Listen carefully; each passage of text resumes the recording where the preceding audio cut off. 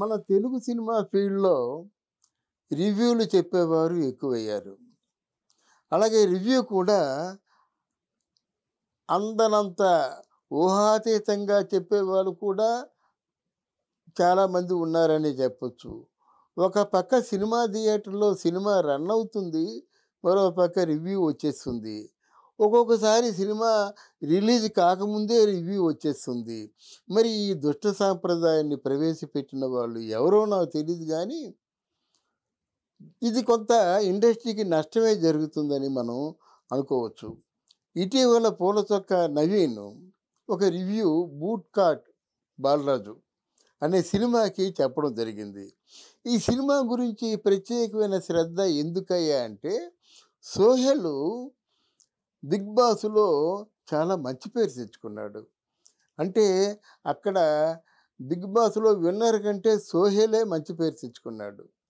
అటువంటి సోహెలు తను ఓన్‌గా ప్రొడ్యూస్ చేసి భాగస్తుడిగా ఉన్న ఆ సినిమాకి పూల చొక్కా నవీన్ అనే వ్యక్తి రివ్యూ రాయడం ద్వారా చాలా తీవ్రమైన నష్టం జరిగిందని వాపోయాడాయన. అక్కడే కొంత ఆయన మాట అని ఉండకూడదు. "ఏమిరా 'బిగ్ బాస్'లో అంత ఆదరించారు. ఇప్పుడు నా తాలూకు సినిమా ఎందుకు చూడరా" అన్నాడు అని ఆవేశంతో మాట్లాడారు. కొంతమంది ఏడుస్తూ మాట్లాడారని ట్రోల్ చేశారు. గానీ అది ఆవేశం కాదు, ఏడుపు కాదు.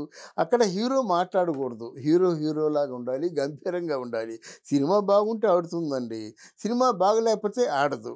అయితే ఇక్కడ ఈ మీడియా ఏం చేసిందంటే హీరోని వదిలేసి కేవలం ఎవరైతే రివ్యూ చెప్పారో ఆ నవీన్ పూల చొక్కా నవీన్‌ని పట్టుకొని విపరీతంగా ట్రోల్ చేశారన్నమాట. అసలు ఆ సినిమా ఎవడికి తెలీదు. ఆ సినిమాని ఎవడు చూడలేడు. బహుశా నేనొక్కడినే చూసానేమో. ఇట్లాంటి మాటలు మాట్లాడడం ద్వారా చాలా ఆయనకి డ్యామేజ్ జరిగింది.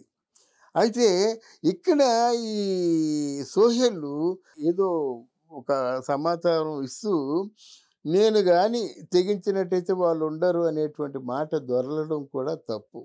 ఎందుకంటే సినిమా బాగుందో లేదో ప్రజలు తేలుస్తారు. ఎవరో పూల చొక్కా వేసినంత మాత్రంలో, ముద్ర వేసినంత మాత్రంలో అదేమైనా రాజముద్ర కాదు కదా! పోనీ బాగలేదు సినిమా, నువ్వేం చేయలేవు కదా! బాగుంది రివ్యూస్‌లు ఏం చేయలేరు కదా! అటువంటి పరిస్థితుల్లో వాళ్ళుండరు, వీళ్ళుండరు అని చెప్పుకోవడం మంచిది కాదు.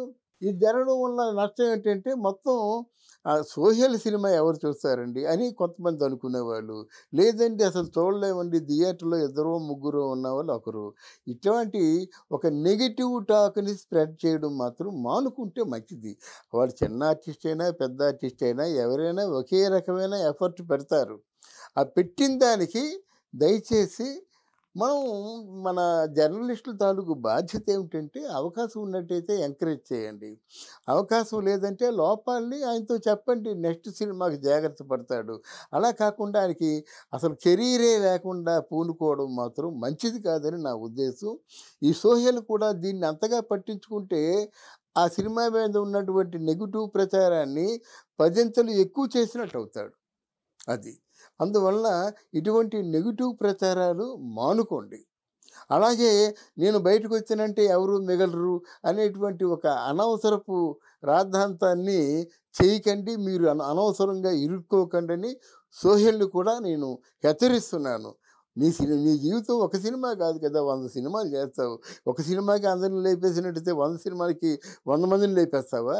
అది తప్పుడు మాట. గనుక అట్లాంటి తప్పులు సరిదిద్దుకొని నెక్స్ట్ సినిమాకి నువ్వు మంచి ఇంట్రెస్ట్, మంచి ఎఫర్ట్ పెట్టినట్టయితే డెఫినిట్‌గా ఆర్టిస్టు అనేటువంటి తపన, లక్ష్యం, పట్టుదల ఉండాలి గానీ తప్పకుండా వాళ్ళ కోరికలు నెరవేరుతాయి. వీళ్ళందరూ అలాగే వచ్చేవాళ్ళే కదా! గనక డెఫినిట్‌గా ఆయన కోరిక నెరవేరాలని కోరుకుంటూ సెలవు తీసుకుంటున్నాను.